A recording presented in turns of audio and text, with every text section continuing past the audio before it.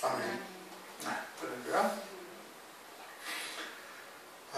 이제 마태복음 5장, 6장, 7장이 이제 산상보훈인데 산상보훈을 우리가 이제 다 끝냈죠. 이 산상보훈이 신약 성경의 그 핵심적인 내용이에요. 아주 중요한 내용이기 때문에 주님께서 친히 입을 열어 가르쳐 가라사대라고 표현을 한 겁니다. 마태복음 5장에 신약 성경 전체의 가장 핵심적인 내용이고, 이제 그것을 잘 이해하고 깨달으면은 이제 나머지 성경들을 이해하는 일에 이제 크게 부족함이 없는 것이죠.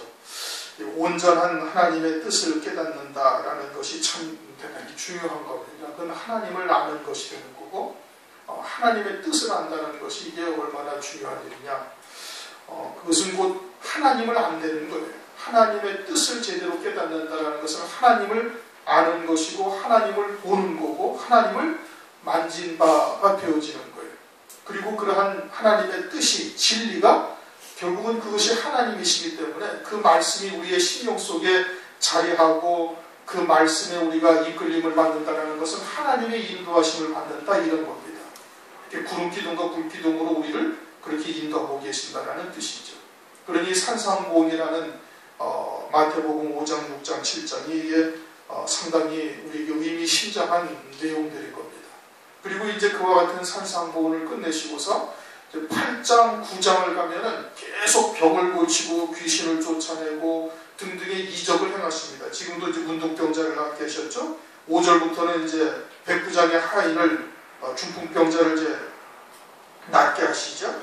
그리고서는 또 베드로의 장모의 열병을 낫게 하시고, 그리고선 쭉 나가서 또 귀신 들린 자, 바람과 파도를 또 잔잔케 하시고, 귀신 들린 자를 낫게 하시고, 9절에 구장에 가서도 또 중풍병자를 낫게 하시고, 이러면서 계속해서 이적을, 주님께서 어떤 표적을 지금 보여주고 계시는 거예요. 그러면 이러한 표적이 육신에 관한 것이냐, 영에 관한 것이냐? 당연히 영에 관한 것인 겁니다. 육신을 고치시는 것은 그 육신을 통해서 그 영을 고치시는 분이심을 우리에게 알려주시는 거예요. 주님께서 이 땅에 누가복음 4장을 보면은 눌린 자, 포로된 자를 자유하게 하고, 가난한 자에게 복음을 전하고, 그리고는 소경에 눈먼 자에게 눈을 뜨게 하신다, 이런 말씀합니다. 그것이 육신이 가난한 자, 육신이 포로된 자를 말하는 것이 아니라 전부 다 영에 관해서 말씀하신 거거든요. 그러니까 이와 같이 병을 고치고 귀신을 쫓아내고 죽은 자를 살리고 등등 이러한 이적을 행하시는 그 하나님의 말씀의 그 본질이 무엇이냐, 그 하나님의 온전하신 뜻이 무엇이냐, 이것을 깨닫는 것이 대단히 중요한 겁니다. 그것을 깨닫지 못하면 하나님의 말씀을 전부 다 육에 관한 말씀으로 잘못 이해하게 되어지고, 그리고는 우리의 신앙이 이제 잘못된 신앙으로 이제 변질될 우려가 많이 있는 것이죠. 그러므로 이제 8장, 9장에 많은 이적을 보이시면서 그 이적이 단순히 육신에 관한 이적이 아니라 그 안에 영이 그와 같이 문둥병 들린 자, 소경이요, 눈먼 자요, 또 귀신 들린 자요, 이와 같은 것을 주님이 치료하시는 그런 그 안에 있는 영원한 생명을 치료하시는 분이심을 우리에게 이제 보여주시는 겁니다. 이제 1절을 보면은 예수께서 산에서 내려오시니 허다한 우리가 쫓으니라. 이제 이 말씀은 우리가 마태복음 5장 처음에 상고할 때도 이제 이 말씀을 가지고서 우리가 같이 상고를 했죠. 주님께서 제자들과 함께 산으로 올라가실 때 많은 무리들은 산에 올라가지 아니하시는 거예요. 그러니까 5장, 6장, 7장에 말씀하시는 영생에 관한 아주 깊은 진리가 있는 이 말씀들에 대해서 그 사람들은 관심이 없는 거예요. 그 무리들은 어디에 관심이 있어요? 무리들은 그저 육신이 병이 낫고 귀신이 쫓겨나가고 먹을 것이 풍족해지고 하는 육에 관한 것에만 관심을 두고 있는 무리다, 이겁니다. 그래서 산에서 내려오니까 아주 허다한 무리가 쫓는 거예요. 산에 올라가셔서 그 말씀을 참된 그 주님께서 이 땅에 오신 뜻이 무엇인지, 그리스도로 이루시는 구원의 그러한 뜻이 무엇인지를 말씀하실 때는 그러한 말씀에는 전혀 관심조차 없는 것이죠. 이것은 오늘날 교회들이 이와 같이 크게 두 부류로 구별된다는 것을 우리에게 계시해주고 있는 겁니다. 예수님 당시에 유대인들도 하나님의 백성들이지 않았습니까? 그들도 다 하나님의 말씀을 가지고 모세를 통해서 주신 율법을 가지고 하나님을 섬기고 있었던 거거든요. 하나님을 섬기되 하나님의 백성인데 그런데 정작 하나님이 오시니까 맞이하지 아니하는 거예요. 잘못된 교훈을 가지고 오히려 예수님을 대적하고 결국은 예수님을 죽이기까지 한다 이겁니다. 그리고 예수님을 쫓는 자들은 결국은 마가 다락방에서 120명의 성령 받은 성도들밖에 없는 거예요. 유대인들 가운데 하나님의 백성이라고 자타가 인정을 하는 그들 가운데 초림하실 주님을 맞이한 자들은 마가의 다락방에 120명밖에 안 되고, 그리고서 대부분의 유대인들이 다 하나님을 배척하고 대적하고 조롱하고 그리고는 죽이는 일에 참여하는 이 어처구니 없는 일이 벌어진 거예요. 그 허다한 무리들이 다 거기에 속한 것이, 산에 올라간 제자들만 또 그와 같은 신앙을 가진 자들만이 주의 초림을 맞이하고 결국 끝까지 남은 자가 되는 겁니다.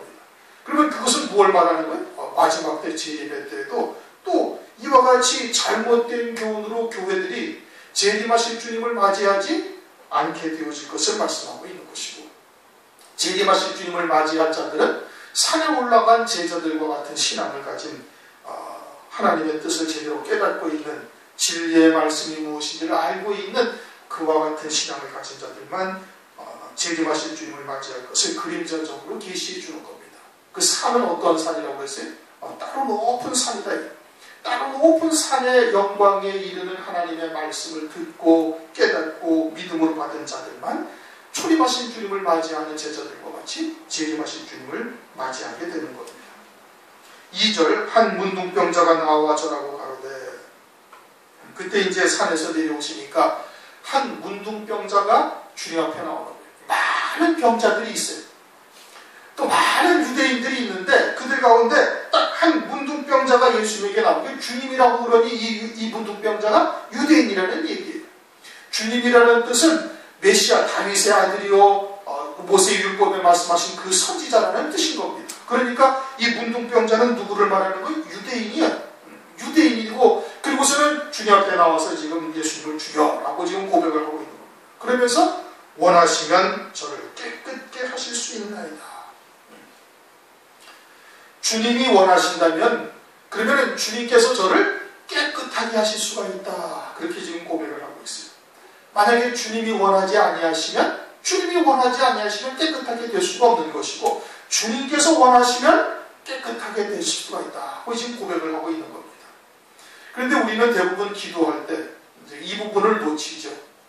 주님께서 원하시든 원치 아니하시든 그저 나의 어려움이나 고난이나 병이 든 것이나 기타 등등 이 모든 것을 상관없이 주님의 뜻이 원하시든지 주님의 뜻이 아니시든지 상관없이 그냥 상황을 바꾸어달라 또는 고쳐달라 등등 주님한테 기도하고 있지 않습니까? 그것은 주님한테 어린아이와 같은 떼쓰는 것과 다를 바가 하나도 없는 것이, 성숙한 신앙이라면 과연 주님의 뜻이 무엇인지 주님께 묻고 주님의 뜻이어든 고쳐달라고 이렇게 얘기를 해야 이것이 온전한 신앙인 겁니다. 뜻이 하늘에서 이룬 것 같이 땅에서도 이루어지이다. 우리가 늘 주기도문을 가지고 이렇게 고백을 하면서도 막상 자기의 문제는 그렇게 하지 아니하고 주님의 뜻이든지 뜻이 아니든지 상관없이 무조건 우리의 뜻대로 해 주실 것을 주님께 구하는 것이 우리들의 모습인데, 그것은 우리가 이제 바꿔야 되는 겁니다. 주님이 원하시면 저를 깨끗게 하실 수 있나요? 주님께서 원하시면 우리의 상황이 바뀔 수가 있나요? 주님께서 원하시면 우리의 병이 고쳐질 수가 있다라고 고백을 할 수 있는 자가 되어야 되는 것이고, 그렇게 고백을 했으면은 그렇게 기도한 이후에 우리에게 다가오는 모든 상황은 그냥 믿음으로 받아야 되는 거예요. 주님이 원하셨으면 어떻게 돼? 우리의 상황이 바뀔 수가 있는 거예요.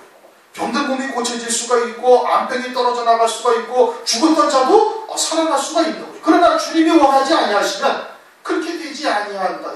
그러면은 그렇게 기도하고 다가오는 환경은, 상황은 어떻게 돼? 그 믿음으로 받아야 되는 거예요. 그것이 성숙한 신앙이고 그것이 믿음으로 사는 자죠. 그게 믿음으로 사는 자예요.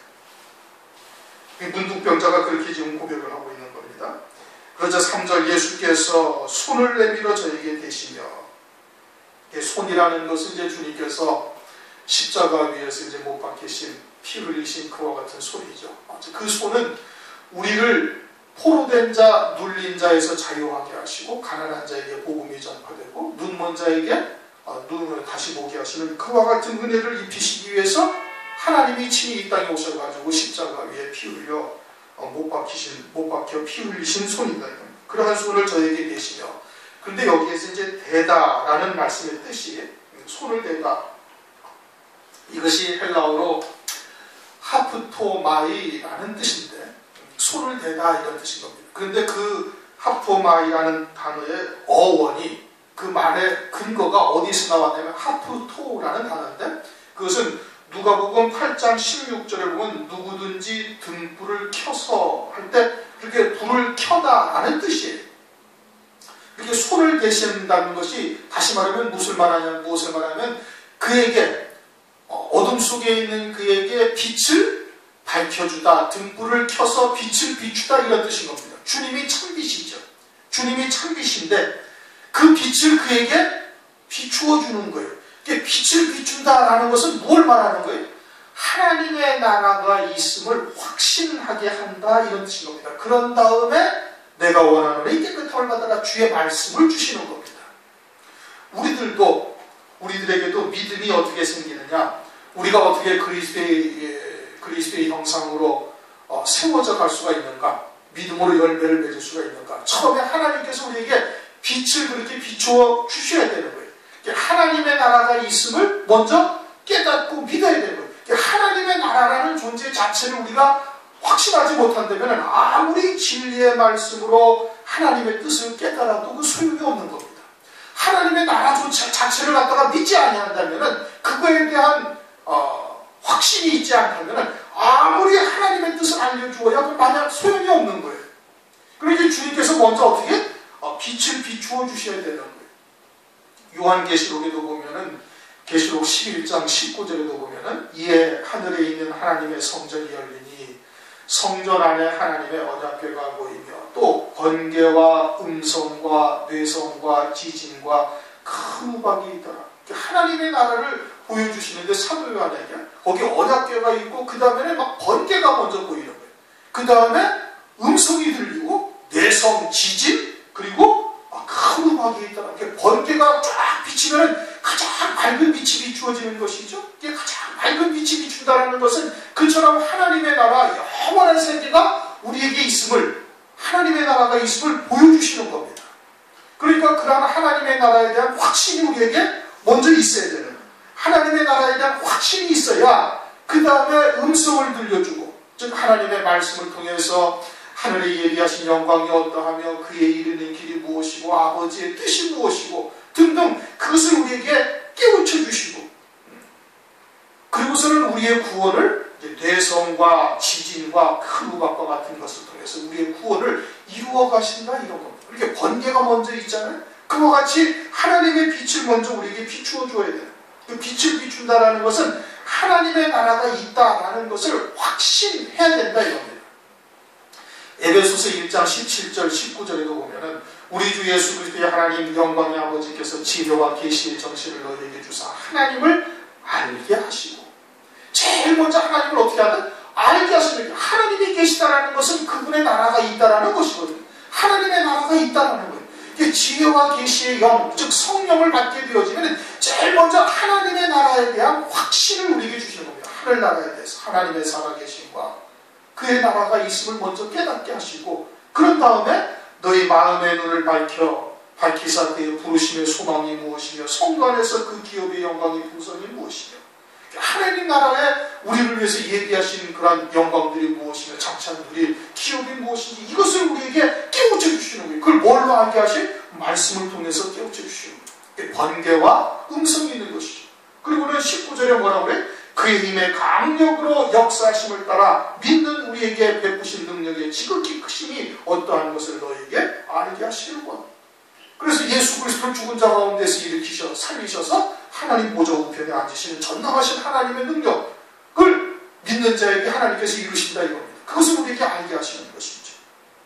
그러니까 우리가 먼저 하나님의 그런 나라가 있음을 확신할 수 있는 자가 되어야 돼요. 하나님의 나라가 있는 것을 깨닫고 확신하여야 그의 나라에 이르는 길이 무엇인지 말씀을 통해서 깨닫게 하실 때 그것이 믿고 그것이 열매가 되어질 수가 있는 것이죠.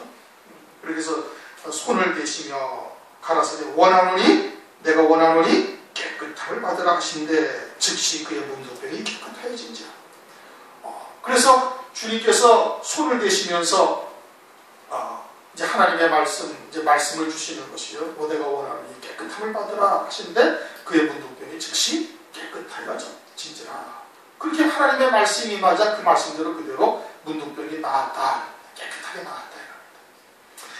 이렇게 문둥병이 낫게 하시고 또 이제 8절에서 백부장 이제 5절 이하의 백부장의 하인의 중풍병을 낫게 하시고 열병을 고치시고 등등 이적을 쭉 파도와 바람을 갖다가 잠잠케 하시고 또 소경을 귀신 들린 자를 또 낫게 하시고 이렇게 하시면서 이제 10장에 가가지고는 10장 1절에 어떻게 10장 1절에 예수께서 그 12제자를 부르사 더러운 귀신을 쫓아내며 모든 병과 모든 약한 것을 고치시는 권능을 주시니라. 제자들에게 병든 것과 모든 약한 것을 고치시는 권능을 제자들에게 주셨어요. 이전에도 설명을 드렸지만 이 말씀은 지금 오늘날도 주의 종들에게 그와 같은 권능을 그대로 주신다라는 뜻이에요. 말씀이 현재형입니다. 그렇게 제자들을 통해서 오늘날 주의 종들에게 이와 같은 권능이 있어야 되는 거예요. 주셨으니까. 그 권능이 없으면 어떤 거예요? 그 권능이 없으면 그건 참 종이 아닌 거예요. 그러면서 10장 8절에 뭐라고 그래? 병든 자를 고치며 죽은 자를 살리며 문둥이를 깨끗게 하며 귀신을 쫓아내되 너희가 거저받았으니 거저주라. 주님께서 제자들에게 지금 이 권능을 주신 거예요.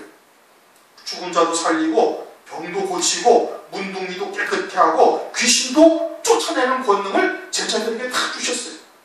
그리고 오늘날까지 주의 종들에게 이와 같은 권능이 오늘날까지 쭉 이어지고 있고 주의 재림의 때까지 환난 전까지 이와 같은 권능이 있어야 되는 거예요. 그러니까 이 문둥이를 고치시면서 주님께서 어떻게? 제 제자들에게도 문둥이를 고치는 권능을 말씀을 주시다 이겁니다. 그럼 오늘날도 제자들이 이와 같은 권능이 있어야 되는데 이 권능이 육신에 관한 권능이냐 아니면 영적인 생명에 관한 것이냐를 우리가 분명하게 깨달아야 된다 이거죠. 만약에 이 모든 권능이 그냥 육신에 관한 것이라면 오늘날 주의 종들이 다 병든 자를 치료하고 병원이 필요가 없죠. 병든 자를 다 치료하는데 그리고 죽은 자도 다 살리니까 어떻게 되는 거예요? 죽지 않고 살아있어야 되는 것이고 문둥이도 다 고쳐야 되는 거예요. 그러니까 주의 종들이 참종이라면 또 이것이 육신에 관한 말씀이다 그러면은 저 수록도에 가가지고 문둥병자들 다 안수해서 다 치료해야 되는 겁니다.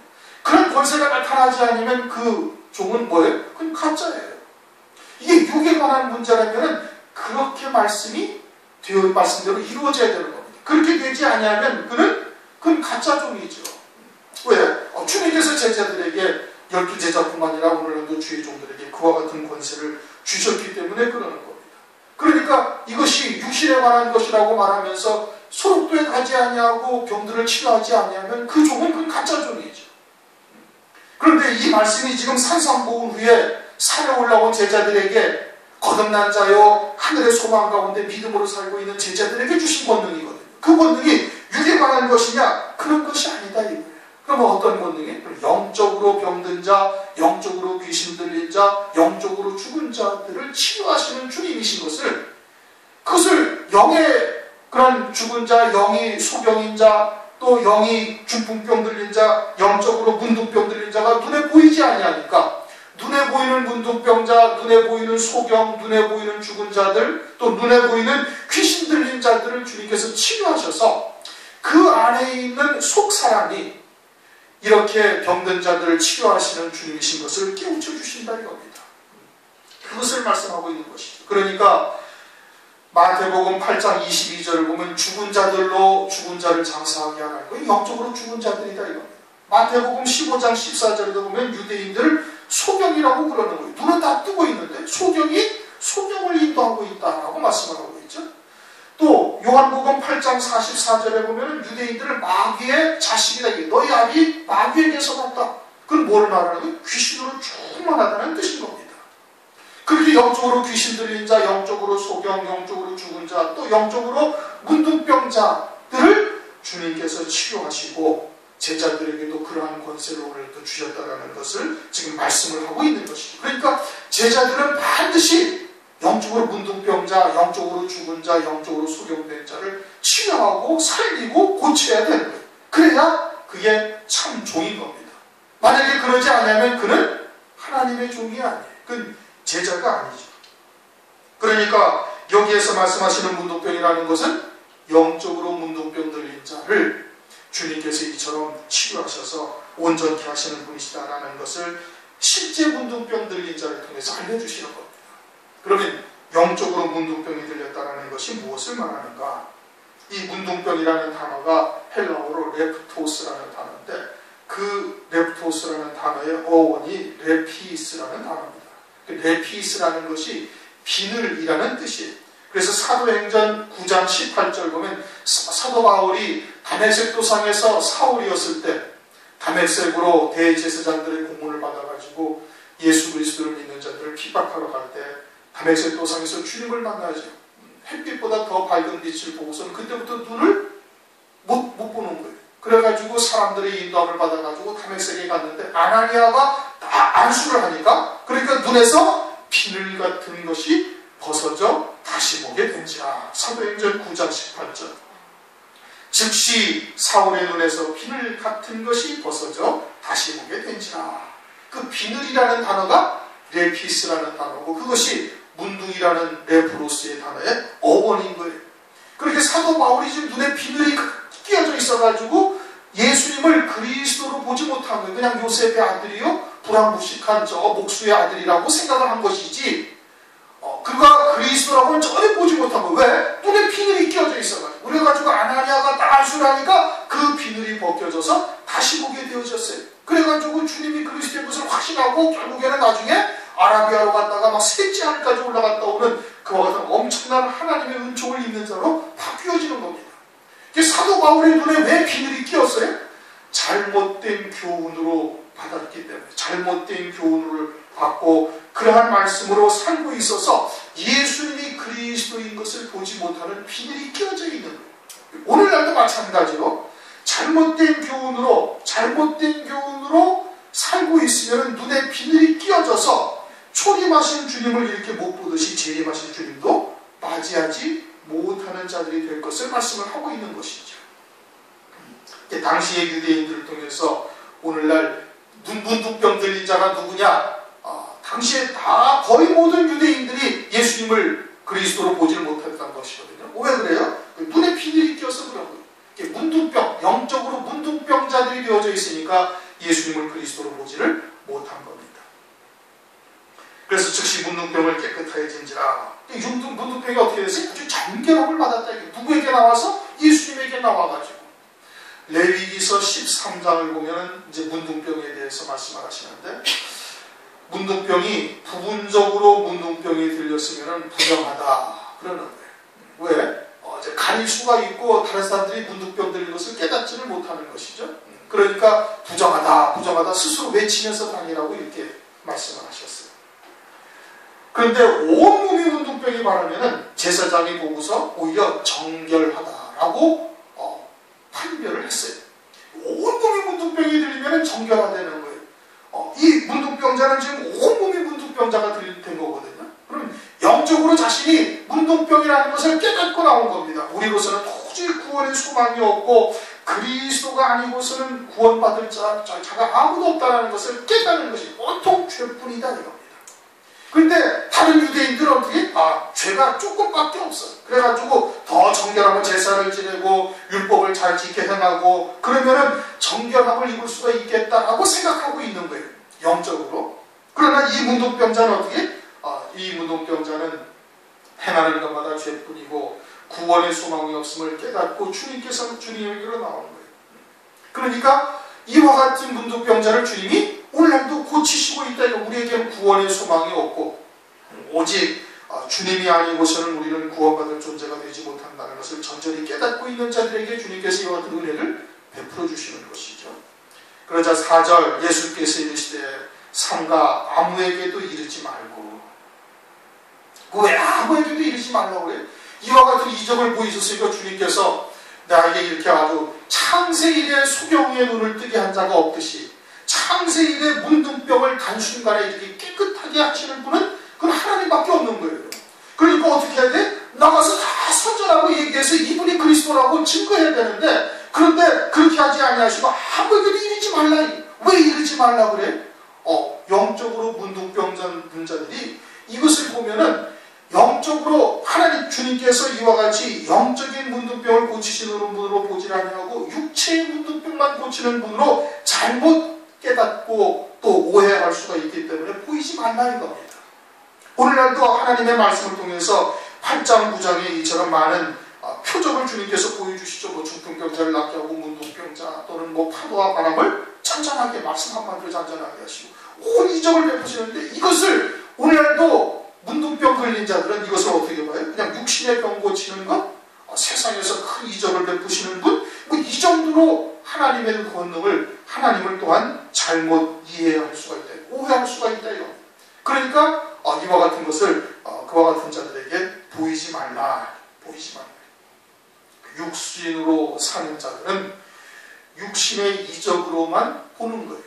그러니까 주님께서 살리시고 영을 고치시고 또 영을 치료하시고 영적으로 귀신 들린 자를 쫓아내시는, 구원하시는 그와 같은 역사가 다 가려지기 때문에, 그러니까 그런 것을 육으로 사는 자들에게는 얘기하지 말라 이겁니다. 그러면서 다만 가서 제사장에게 내 몸을 보이고 모세의 명한 예물을 이제 저희에게 증거하라, 그렇게 말씀하셨어요. 당시의 제사장이 그럼 누구냐? 당시의 제사장은 안나스가 제사장인 겁니다. 요한복음, 우리가 여러 차례 봤지만 다시 한번 보시기 바랍니다. 요한복음 18장 13절을 한번 다시 한번 보세요. 요한복음 18장 13절 다 같이 읽습니다. 요한복음 18장 13절 먼저 안나스에게로 끌고 가니 안나스는 그 해의 대제사장인 가야바의 장인이라. 지금 이 18장은, 요한복음 18장은 예수님께서 지금 겟세마네 동산에서 붙잡히셔가지고 이제 죽임당하기 바로 직전이에요. 십자가에 의해서 죽임당하기 바로 직전인데, 그때는 그 해의 대제사장은 누구예요? 가야바예요. 예수님이 십자가에 죽임당하실 해의 대제사장은 가야바고, 지금 산상구훈 후에 이 문둥병자를 치료하고 문둥병자에게 너 가서 제사장에게 보이라, 제사장에게 보이라 했는데, 이 제사장은 대제사장을 말하는 겁니다. 일반 제사장을 말하는 게 아니에요. 그건 레위기서 13장 2절을 보면은 사람이 피부에 무엇이 돋거나 딱지가 않거나 색점이 생겨서 그 피부에 문둥병같이 되거든 곧 제사장 아론에게나 그 자손 중 한 제사장에게로 데려갈 것이오. 아론은 그 당시에 뭐였어요? 대제사장이고, 아론의 자손들은 역시 대제사장, 아론의 자손들만 대제사장이 된 거예요. 나머지 레위 지파 가운데 제사장도 뽑긴 했지만 그들은 대제사장이 될 수가 없어요. 대제사장은 반드시 아론의 자손으로만 대제사장을 삼도록 했어요. 그러니까 대제사장은 누구의 자손이? 아론의 자손이에요. 그래서 그 아론의 자손이 지금 예수님 당시에 안나스까지 이어졌던 겁니다. 그런데 안나스에게는 아들이 없었어요. 그래가지고 딸의 남편, 즉 사위를 대제사장으로 삼았는데, 그때가 언제? 예수님이 십자가에 못 박히실 그 해의 대제사장은 누구였어요? 그건 가야바다 이거예요. 가야바는 안나스의 사위요, 안나스는 가야바의 장인이었더라. 가야바는 예수님이 십자가에 못 박히실 그 해의 제사장이었어요. 그러면은 8장에서 말씀하시는 제사장에 보이라는 것은 대제사장을 말씀하고 있는 것이죠. 대제사장인데 누구였어요? 안나스가 대제사장이었던 것이고, 그로부터 예수님이 십자가에 못 박힌 당시에 그때는 가야바에게로 대제사장의 자리가 넘겨진 거예요. 그러니까 이 당시에는 누가 대제사장이었어요? 안나스가 대제사장이었어요. 그리고 안나스에게는 딸이 없었어요. 안나스까지는 모세로부터 아론의 자손으로 계속해서 아들로 돼가지고 아론의 반차를 쫓아 대제사장이 이어져 왔던 거예요. 그리고는 안나스에 이르러서는 딸밖에 없어가지고 아들로 대제사장을 물려줘야 되는데 물려줄 수가 없던 상황이었어요. 그런데 그때 문둥병자가 갑자기 깨끗함을 입고 대제사장 앞에 딱 왔어요. 그러면 이 대제사장은 안나스를 무엇을 느껴야 돼? 아! 그리스도께서 오셨구나라는 것을 알아야 되는 겁니다. 왜? 자기에게는 물려줄 대제사장이실 분을 물려줄 아들이 없고, 그리고 창세인의 문둥병자가 깨끗함을 입고, 그리고 자기 앞에 딱 나타난 적은 이제까지 없었던 일이거든요. 그리고 대제사장에게만 문둥병자를 정결하다 아니면 부정하다 또는 문둥병자다라는 것을 판별할 수 있는 권세가 누구에게만 대제사장에게만 있는 거예요. 그리고 문둥병자는 전부 누구에게 가야 돼? 대제사장에게 가야 돼. 대제사장에게 가서 부정하다 아니면 정결하다 판별을 받고 그러고서는 나와야 되는 거예요. 깨끗함을 입게 되어졌을 때도 대제사장이 너는 이제 문둥병에서 정결함을 입었다 하고 대제사장이 판결을 내려줘야, 그래야 정결함을 입고 이스라엘 무리 속에 회중 속에서 살아갈 수가 있었다 이겁니다. 그러니까 이 문둥병자가 예수님을 만나가지고 예수님으로부터 깨끗함을 입고 와가지고 당시의 율법의 대제사장인 안나스에게 왔으면 안나스는 율법을 알아요 몰라요? 잘 알고 있지요. 대제사장이 성경만 보고 앉아있는 사람들이거든요. 그렇게 성경을 통해서 이 문둥병자가 깨끗함을 입었고 자기에는 물려줄 대제사장이신 분이 없으면 참 대제사장이신 멜기세덱의 반차를 쫓아오신 참 대제사장이 이 땅에 오셨다는 것을 깨달아야 되는 거예요. 그래서 제사장에 가서 보이라고 지금 말씀을 한 겁니다. 가서 네 몸을 아무에게도 이르지 말고 다만 제사장에 가서 보여라. 그리고는 모세의 율법을 따라서 명한 예물을 드려라 이겁니다. 그것은 뭘 말하는 거예요? 그리스도 예수님이 율법에 명하신 그 대제사장이시라는 것을 지금 말씀하고 있는 거예요. 율법에 누가 대제사장이고 누가 문둥병자를 깨끗함을 입었다고 말할 수가 있어요? 그건 대제사장만 하실 수가 있는 거예요. 근데 자신이 대제사장으로 있는데, 율법의 대제사장으로 있는데, 근데 자기도 하지 못하는 일을 지금 문둥병자를 깨끗하게 하셔가지고 자기한테 보내신 분은, 그러면 그분은 누구라는 거예요? 그분은 그리스도라는 얘기죠. 하나님이시라는 뜻이에요 지금. 주님이 초림하셨다는 얘기예요. 더군다나 주님이 초림하실 때 동방에서 예루살렘에 와가지고 동방의 박사들이 와서 유대인의 왕으로 나신 이가 어디뇨? 깜짝 놀란 온 예루살렘이 소동하지 않습니까? 그때 대제사장이 몰랐나요? 알지요. 다 알았단 말입니다. 자기들이 성경의 박사인데 유대 땅 베들레헴에서 메시아가 오실 것을 성경에 말씀하셨고 그 당시에 확인할 수가 있었어요? 없어요? 확인할 수가 있었던 거예요. 그런데도 가지 않았어요. 그리고 예수님이 이제는 세례 요한의 세례를 받고 이제는 메시아로서 공식 이제 등장을 하셔가지고 지금 사역을 하고 계시는 거거든요. 그러면서 그 표적으로 지금 문둥병자를 깨끗게 하신 거예요. 누구만이 정결하다고 판단할 수가 있어요? 대제사장만이. 근데 자기가 율법의 대제사장인데 자기도 할 수 없는 일을 갖다가 다른 분이 하셔가지고 문둥병자를 완전히 아주 그냥 어린아이 피부처럼 깨끗하게 만드셔가지고 이 땅에 자기한테 딱 보내셨으니 대제사장이 봤을 때 어떻게 해야 돼? 진짜 대제사장이 오셨구나. 자기는 그림자적인 대제사장이었고 율법의 그림자인 대제사장이었고 하나님의 나라의 성소에 있는 그 참 대제사장이 지금 오셨구나 하고 깨닫고 어떻게 해야 돼? 온 유대 땅에 외쳐야 되는 겁니다. 그런데 어떻게? 전혀 반응도 보이지 않아요. 그리고서는 가야바 딸의 남편인 사위를 들어가지고 제사장으로 대제사장으로 나중에 2년 후에 세우고 그리고는 그를 통해서 그 불법의 대제사장을 통해서 참 대제사장이신 예수를 십자가에 못 박아 죽이는 역사를 하는 거예요.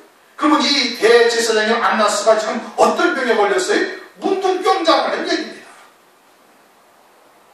문둥병자가 되어져서 지금 비늘이 가려져서 잘못된 교훈으로 변질된, 오늘날로 말하면 변질된 말씀, 혼잡된 말씀, 다시 말하면 바리새인의 누룩이나 사두개인의 누룩이 섞인 그와 같은 잘못된 말씀을 먹고 사는 자들이 되어져서 재림하실 주님을 전혀 보지 못한다. 시대의 감각도 시대의 표적도 모르고 앉아있고 그리고 무화과나무로 통해서 오늘날 마지막 때가 다 되었음을 온 천하가 다 알고 있는 사실인데 그런데도 그러한 것을 보고서는 전혀 깨닫지 못하는 거예요. 동방의 박사들이 와서 예루살렘에 와가지고 유대인의 왕으로 나신 이가 어디 있냐 해가지고 30년 전에 난리가 났었거든요. 그리고서는 갑자기 창세에 없던 이 문둥병자가 느닷없이 와가지고 깨끗하게 와가지고서는 대지선상에 보이고 모세의 율법을 딱 보이고 너 어디서 고쳤냐? 아니 저 목수인 나사렛 예수라는 분이 그냥 말씀하시더니 그냥 손으로 한 번 만지시고 말씀하시더니 그냥 깨끗하게 되었다고 얘기를 한다면 그럼 어떻게 해야 돼? 그러면 온 유대 땅에 다 외쳐야 되는 거예요. 그리고 그분을 그리스도로 영접을 하셔야 되는 겁니다. 근데 왜 못해요? 잘못된 말씀, 사람의 계명으로 살고 있기 때문에 그런 거예요. 그래가지고 초림하신 주님을 십자가에 못 박는 이 어마어마한 어리석은 이 하나님의 백성으로 우를 범하게 되어지는 것이죠. 그러면은 오늘날 이게 무엇을 말하는 거예요? 오늘날도 영적인 문둥병들의 자들이 대부분 산 밑에서 무리들로 모여서 그와 같은 신앙생활들을 하고 있고 그들은 결국은 재림하실 주님을 눈에 비닐이 끼어서 보지 못한다 이겁니다. 시대의 표적도 못 보는 거예요. 마지막 때가 되어졌음에도 불구하고 노아의 때와 같이 먹고 마시고 시집가고 장가가고 있으면서 홍수가 나서 죄를 다 내렸다까지 깨닫지 못하는 이러한 어리석은 일들이 또한 벌어질 것을 우리에게 지금 계시하시고 있는 겁니다. 그러나 주님에게 나오는 자는 내가 원하노니 깨끗함을 받아라. 그와 같은 영적인 문둥병에서 헤어남을 받게 되어지고 자유함을 얻게 되어지고 그리고서는 주님을 만나는 엄청난 은혜를 입게 되어질 것을 말씀을 하고 있는 거예요. 주님께 나오는 자는 다 깨끗함을 받을 수가 있는 거예요. 그것이 주님의 뜻이죠. 마지막 때 재림하실 주님을 맞이하는 것이 주님의 뜻이에요. 초림하실 때 초림하실 주님을 맞이하는 것이 주님의 뜻이에요. 그게 내가 원하는 거다 이겁니다. 그 주님이 원하는 거예요. 지금도 재림하실 주님을 맞이하는 게. 그런데 재림의 때가 되어졌음에도 불구하고 대부분의 교회들이 다 영적으로 문둥병에 걸려가지고 눈에 피들이 껴서 잘못된 교훈으로 재림하실 주님을 지금 보질 못하고 있는 것이거든요. 마지막 때도 그렇게 되어질 것을 지금 말씀을 하시고 있는 겁니다. 창세기 6장에 하나님께서 노아에게 방주를 지으라 할 때 노아가 산 위에 올라가서 방주를 지었죠. 거의 100년 가까이 지었어요. 그 당시에는 그와 같이 온 세상을 다 삼킬 만한 홍수가 일어난 적이 없었습니다. 그러니까 노아가 방주를 지을 때 사람들이 다 어떻게 했어요? 그 피웃고 조롱하고 거의 100년 가까이나 방주를 지었으니 그 시간이 지나면서 완전히 그냥 또라이야, 미친놈이야, 저건 완전히 그냥 예수를 믿어도 이상하게 믿네. 이런 식으로 전부 다 조롱하고 있다. 그러다가 어떻게? 다 멸망당하는 거예요. 마지막 때 영적인 문둥병이 걸리면 아무리 하나님의 말씀을 많이 알고 있고 또 그 하나님의 그런 이스라엘 교회, 큰 교회의 가장 우두머리에 대제사장이라는 것은 그렇게 그 밑에 성도들이 있고 이스라엘 백성들이 있고 이스라엘 백성들 위에 바리새인들이 있고 바리새인들 위에 서기관들이 있고 서기관들 위에 제사장들이 있고 제사장들 위에 대제사장이 있는 거예요. 그러니까 영적인 최고의 지도자가 대제사장이에요. 근데 대제사장부터 또는 그 밑에 제사장, 그 밑에 서기관, 그 밑에 바리새인 그리고 유대인 모든 백성들이 다 잘못된 교훈으로 지금 살고 있기 때문에 초림하실 주님을 못 보고 마지막 때에도 이처럼 산 밑에 무리와 같은 이와 같은 교회들 그들이 대세를 이루고 있는 겁니다. 노아의 방주를 지을 때 대부분의 그런 하나님의 백성들이 노아를 비웃었던 것처럼 오늘날도 역시 마찬가지인 거예요. 그러나 그들만이 남은 자가 되어지고 그들만이 마지막 때 구원을 받게 되어지는 겁니다. 오늘날도 영적인 문둥병이 무엇인지 우리가 잘 생각하고 그리고 그러한 자들의 비난이나 조롱이나 또는 이와 같은 것에 전혀 개의할 필요가 없다. 마음 쓸 게 없는 거예요. 저 하나님의 말씀을 믿고 하나님의 말씀을 믿는 믿음으로 끝까지 남은 자가 되어질 때 온전한 구원에 이르게 되어질 것을 말씀을 하시고 있는 겁니다. 우리에게 그와 같은 은혜를 베푸신 주님에게 우리가 감사하고 또 찬송을 드리고 그리고 더욱더 끝까지 믿음으로 남은 자 되시길 주님의 이름으로 축원합니다. 통성을 잠시 기도하겠습니다.